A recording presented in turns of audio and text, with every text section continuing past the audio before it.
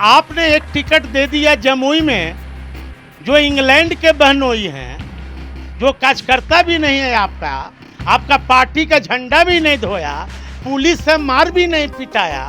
वहाँ कई ऐसे कार्यकर्ताओं को मैं नाम जानता हूँ जिनको आपको बहनोई पर विश्वास है।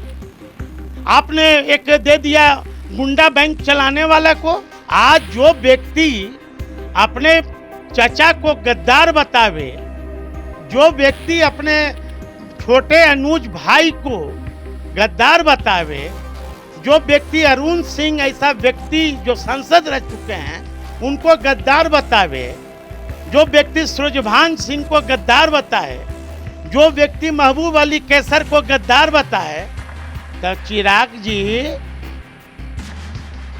बीना सिंह की कौन श्रेणी में आते हैं वो? और इस बार इनको 5 सीट पर इनको ठुल्लू दिखा देगा। आपने देखा होगा इतना बड़ा नौटंकीबाजी देश के बिहार के राजनीतिक में कोई पैदा नहीं हुआ। इतना बड़ा नौटंकीबाजी पूछिए चिराग जी से, पूछिए कि भारत सरकार में जो प्लानिंग कमेटी है, उस प्लानिंग कमेटी में 18 संसदीय लोग मेंबर हैं, एक भी शेड्यूल कास्ट का नहीं, एक भी ओबीसी नहीं, एक भी पिछड़ा नहीं। चिराग से पूछिए। हॉस्पिटल में उसे मिलने नहीं दिया गया, क्यों भाई? क्यों? कहीं नहीं कहीं शक तो दायरा में है। नमस्कार, आप देख रहे हैं चौकस भारत। मैं आपका दोस्त ब्रजेंद्र। कल फारबिसगंज में देश के प्रधानमंत्री आए, भाषण किया, एनडीए के लिए वोट मांगा। जो प्रत्याशी वहां थे उनके लिए वोट मांगा, कई बातें कही। और उसके पहले चिराग पासवान जो लोजपा रामविलास के राष्ट्रीय अध्यक्ष हैं, उन्होंने भी मंच साझा किया। मंच से कई ऐसे वादे किए, कई ऐसे गर्मजोशी के साथ बात कही जिससे जनता काफ़ी तालियां बजा रही थी, जैसा कि देखा गया था। चिराग पासवान दहाड़ रहे हैं पूरे सभा में। चिराग पासवान का कहना है कि भाई जिस तरह के विपक्षियों ने ये र्यूमर फैलाया है कि संविधान को बदल देगी एनडीए सरकार, आरक्षण नीतियों को ख़त्म कर देगी एनडीए सरकार, इस पर चिराग पासवान अपने पिता की कसम खाते नजर आ रहे हैं। कई ऐसे बातें हैं, कई ऐसी मुद्दे हैं, कैसे मसले भी हैं जिसके बारे में हमें जानना बहुत ज़रूरी है कि चिराग पासवान की ये दहाड़ आखिर क्या कुछ कह रहा है। इस बाबत आज बातचीत करेंगे। हमारे साथ अनिल कुमार साधु जी हैं, प्रदेश अध्यक्ष हैं, अनुसूचित जाति प्रकोष्ठ के, आरजेडी के कद्दावर नेता भी हैं। हालांकि इनके पास आज समय की काफ़ी कमी है, चूँकि आज इनका दौरा है। भाई कई जगह पे इन्हें आज शिरकत करना है, जनसभा को संबोधित करना है, लेकिन आज हमारे लिए, हमारे चैनल के लिए इन्होंने कुछ वक्त जो है वो निकाल लिया है। साधु पासवान जी, बहुत स्वागत आपका चौकस भारत। धन्यवाद।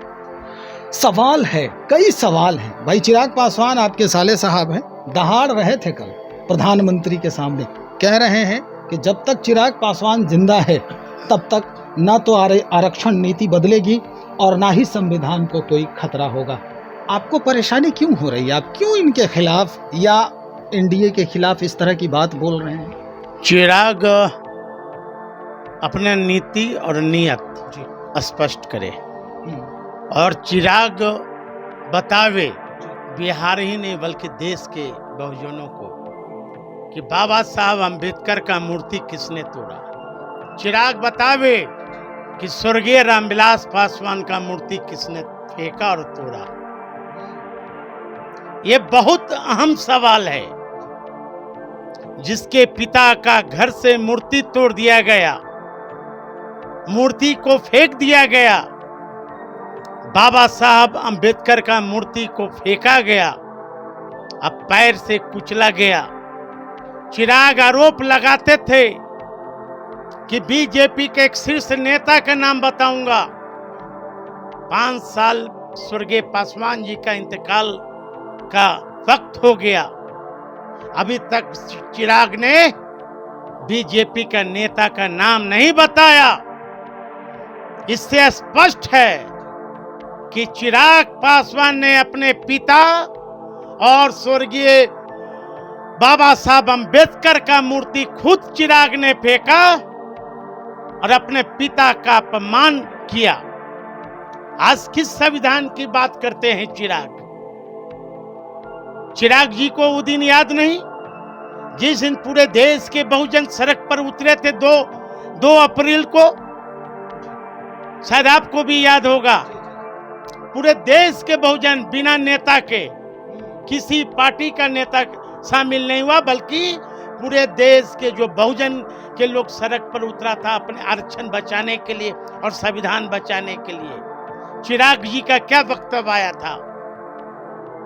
चिराग जी कहे थे सब असामाजिक तत्व के लोग धरना प्रदर्शन कर रहे हैं। ये चिराग जी का मुख से वाणी निकला हुआ है। चिराग जी क्या कहते हैं? संपन्न दलित आरक्षण छोड़ दो। जो व्यक्ति प्रवचन देता हो कि संपन्न दलित आरक्षण छोड़ दो, तो मैं तो पूछना चाहता हूं चिराग से कि आप जनरल सीट पर क्यों नहीं लड़ रहे हो? तो चिराग जी मंशा स्पष्ट करे कि वो बहुजन के साथ हैं कि रंग बदलने वाले के साथ हैं। आरक्षण की बात से साधु जी एक बात और याद आ रही है कि आरक्षण की बात जब उन्होंने कहा था, आपने भी अभी कोट किया है उस बात को कि भाई जो सक्षम दलित हैं वो आरक्षण छोड़ दें ताकि वो किसी और के काम आ जाए। लेकिन आरोप चिराग पासवान पर यह भी लग रहा है कि जब आरक्षण की बात के लिए वो मना करते हैं तो संपन्न दलितों को टिकट बंटवारे पर क्यों नहीं ये बात ध्यान में रखी उन्होंने? वही तो मैं पूछ रहा हूं कि क्या हुआ भाई समस्तीपुर, क्या उनके पास कोई ये कार्यकर्ता नहीं थे?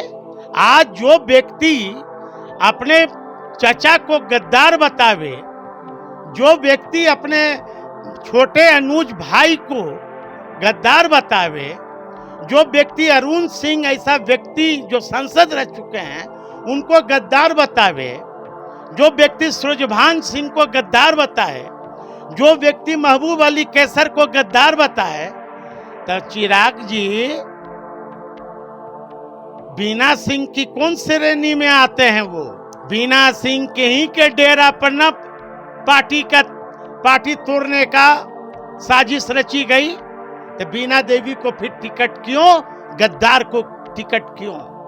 अशोक चौधरी जिस पर चिराग ने इल्जाम लगाते थे कि अशोक चौधरी ने मेरा एक विधायक को तोड़कर जेडू में मिलाया था, मनिहारी का जो विधायक राजकुमार जी जो थे, आज उनकी बेटी को उस वैसे गद्दार के बेटी को क्यों टिकट?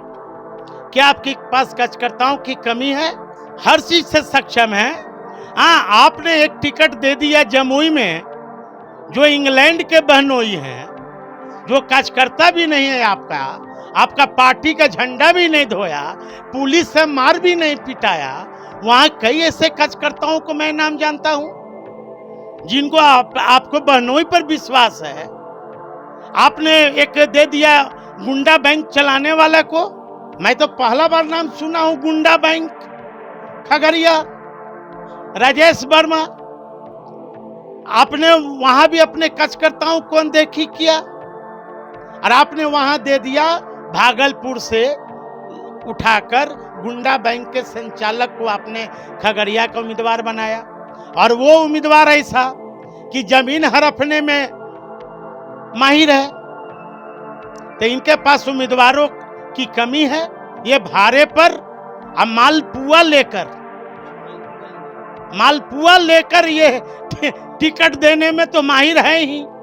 इसलिए अभी बिहार के टोटल खासकर पासवान इनसे नाराज है, और इस बार इनको 5 सीट पर इनको ठुल्लू दिखा देगा। बड़ी बात कह रहे हैं आप तो साधु पासवान जी, लेकिन अब जो है सवाल है, आरोप लग रहा है आप लोगों पर भी। चिराग पासवान को जमुई के सभा में जिस तरह से हुआ, जो मंच के बाहर से कुछ लोग जो है वो ट्रोल कर रहे थे, कुछ भद्दी बातें कह रहे थे, हालांकि वो अनुचित था। सब लोगों ने इस बात को स्वीकारा है, ऐसे नहीं होना चाहिए था। लेकिन आपने भी जमुई के कार्यक्रम में दहाड़ा है, हमने देखा है आपको कि भाई आप भी वहाँ से जब आपका कार्यक्रम हो रहा था तो आप भी दहाड़ रहे थे। कहा है उन्होंने कि भाई ये स्थिति जो पैदा हुई है, तो क्या आपको लग रहा है कि ऐसी सरकार के साथ आपको रहना चाहिए, गाली देने वाली सरकार के साथ रहना चाहिए? जो सरकार बनेगी अगर आपकी, तो आप गाली देने वाले सरकार की तरफ रहेंगे, या फिर जो सम्मान देता है उस सरकार का साथ देंगे? तो आप इस बात को नहीं सोचते क्या? देखिए, शायद चिराग को आप हमसे ज्यादा नहीं जानते हैं। हमारे शादी में वो 2-3 साल के रहे होंगे। आपने देखा होगा इतना बड़ा नौटंकीबाज देश के, बिहार के राजनीतिक में कोई पैदा नहीं हुआ, इतना बड़ा नौटंकीबाज।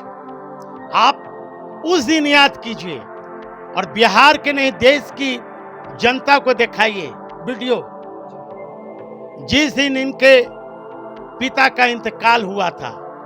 घाट की मैं बात बोल रहा हूं, आग देते हुए गिर गए थे, नौटंकी कर रहे थे। भला कोई आग देते गिर जाएगा क्या?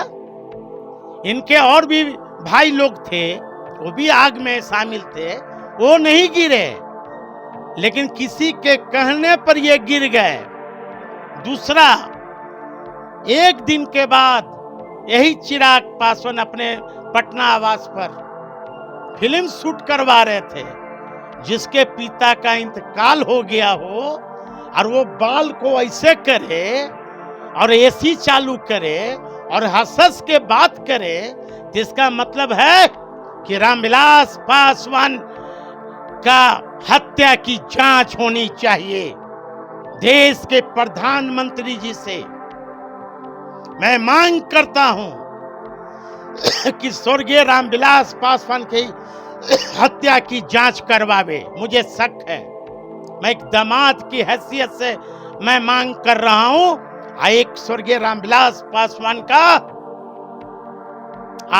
वो हमारे आदर्श रहे हैं, वो हमारे राजनीतिक गुरु हैं।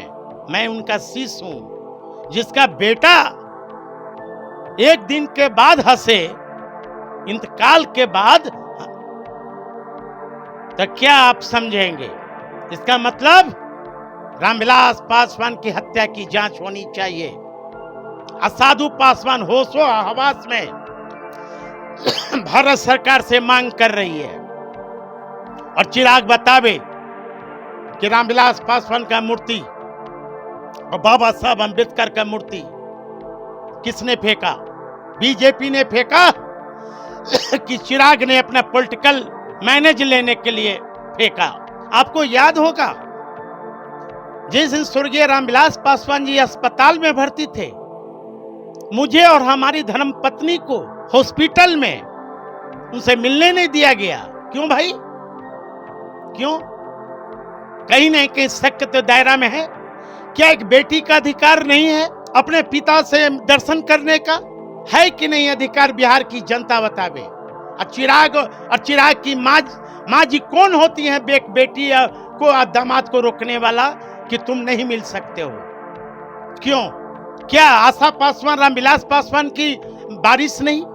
उनके छोटे भाई स्वर्गीय पासवान जी का, आदरणीय पशुपति कुमार पारस जी को भी रोका गया, अस्पताल में नहीं मिलने दिया गया। वहां मात्र 3 आदमी जाते थे, एक चिराग जाते थे, एक हमारे सासू माँ जाती थी, और एक चिराग के दोस्त जाते थे। तीसरा के अलावा ना मुझे जाने दिया गया, ना हमारी धर्मपत्नी को देखने दिया गया, ना उनके छोटे भाई पशुपति कुमार पारस जी को देखने दिया गया। जिसका मतलब शक के घेरा में तो ये लोग है। और एक सवाल और मैं पूछना चाहता हूं। स्वर्गीय रामविलास पासवान जी एक दलित के बहुत बड़े चेहरे थे। कोई भी एक राज्य सरकार का मंत्री हॉस्पिटल में भर्ती होता है इलाज के दौरान, तो उनका मेडिकल बुलेटिन जारी होता है कि नहीं?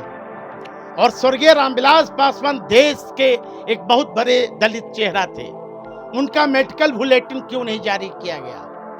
शक नंबर 2, बुलेटिन तो जारी होना चाहिए।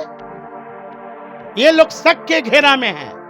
यदि भारत सरकार से मैं मांग करता हूं कि सीबीआई जांच होनी चाहिए स्वर्गीय रामविलास पासवान जी का। साधु पासवान जी, ये तो जहां तक गाली देने की बात है, यदि गाली दिया गया है तो मैं उसकी घोर निंदा करता हूं, लेकिन चिराग पासवान कहीं ऐसा नहीं हो कि इन्होंने अपना राजनीतिक एथिक के चलते कि इनको पूरे बिहार में पासवान वोट नहीं दे रहा था, विरोध में लोग पासवान लोग थे। कहीं ऐसा तो नहीं कि ये सहानुभूति के लिए ये करने लगे। यदि गाली दी गई है तो मैं तो निंदा करता हूं, लेकिन जहां तक गाली देने वाला कौन है, बिहार सरकार तो उनका है, इसकी जांच होनी चाहिए। और ये क्या है भाई, ये क्या है, ये क्या है, इसमें देख लीजिए। गाली देने का शायद हो सकता है कि यही बैठक में प्लान बना हो। क्या है ये? हाँ, मैं तो पूछ रहा हूं चिराग जी से। चिराग जी, इतने नीचे स्तर पर मत गिर जाइए कि किसी को आप बदनाम करने पर मत तुलिए कि गाली। ठीक है, गाली दी यदि दिया है, मैं भी सुना हूं वीडियो, मैं उसका घोर निंदा करता हूं और कार्रवाई होनी चाहिए, कार्रवाई होनी चाहिए बिहार सरकार की ओर से। सरकार तो उनका है, तो अभी तक जांच क्यों नहीं भाई, बताइए।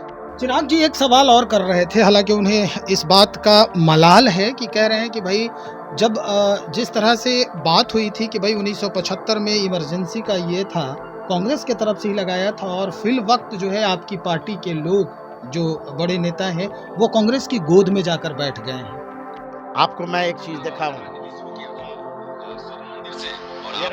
कर रहे हैं मंदिर से पूरा का पूरा लग रहा है कि पार्लियामेंट जैसे ठाकुरबाड़ी बनाया जा रहा है। पार्लियामेंट में संविधान बनेगा, गरीब के लिए कानून बनेगा कि घड़ी घंटे जो लाया जाएगा, जितने बाबा लोग हैं सबको पकड़ करके लाया जा रहा है वहाँ। तो जब आज पौधा लगाइएगा वो, तो इसका रिजल्ट कल क्या होगा? और अब तो मान लेते हैं कि उत्तर प्रदेश में इनकी सरकार बनने वाली है, जाकर के मस्जिद को तोड़ दें। गढ़वाला में और अडवाणी में क्या है? ये स्वर्गीय रामविलास पासवान जी का वीडियो है। चिराग को तो आंख खोलना चाहिए।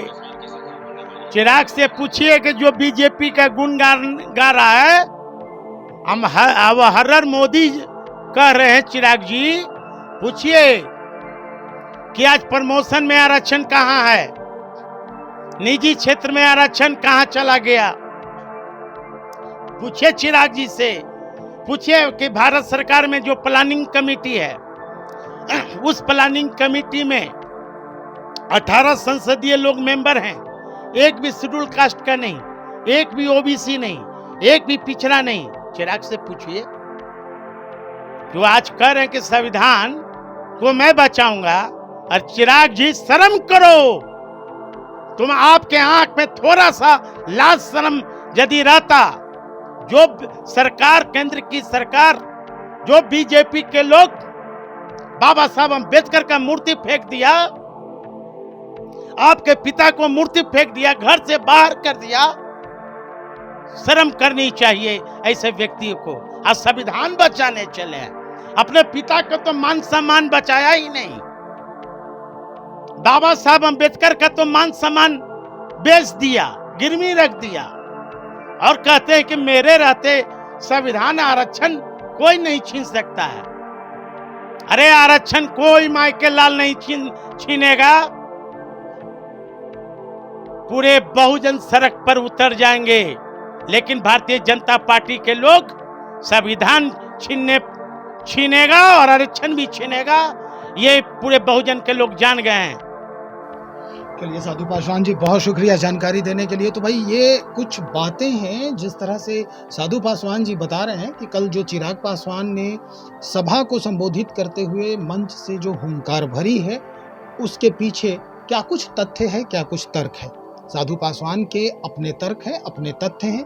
इनके दिल में वो दर्द भी है कि चिराग पासवान जी के द्वारा इन्हें इनसे वो पल भी छीना गया जब ये अपने ससुर स्वर्गीय रामविलास पासवान के अंतिम दर्शन के लिए जा रहे थे, या अस्पताल में जब एडमिट थे तो उन्हें मिलने नहीं दिया गया, इन्हें और इनकी धर्मपत्नी आशा पासवान जी को। कई मुद्दे हैं, कई बातें हैं, हालांकि खुन्नस भी है जो आज साधु पासवान जी के दिल से बाहर आ रहा है, गुस्सा भी बाहर आ रहा है, दिख रहा है सब कुछ। लेकिन चुनावी जो समर है, इस चुनावी समर में जो बयान आ रहे हैं, सवाल यही है कि नेता उसे जीतने के बाद कितना याद रखते हैं। नेता ये बात कैसे भूल जाते हैं कि जो आज आप बोल रहे हैं, जनता उसी पर आपको वोट कर रही है। जो आज आप उनसे वादा कर रहे हैं, जनता वही मानकर वोट करती है। 5 साल तक वही इंतज़ार में जनता रहती है कि अब आएंगे हमारे सांसद महोदय और इस क्षेत्र के कायाकल्प करेंगे। चलिए, इंतज़ार रहेगा भाई, कोई भी जीते जनता का हित करे, समाज का हित करे और जिस क्षेत्र से वो खड़ा है उस क्षेत्र का विकास होना चाहिए। फिल वक्त इतना ही। हम और भी खबरों को टटोल रहे हैं, तब तक इंतज़ार करें, बने रहें हमारे साथ।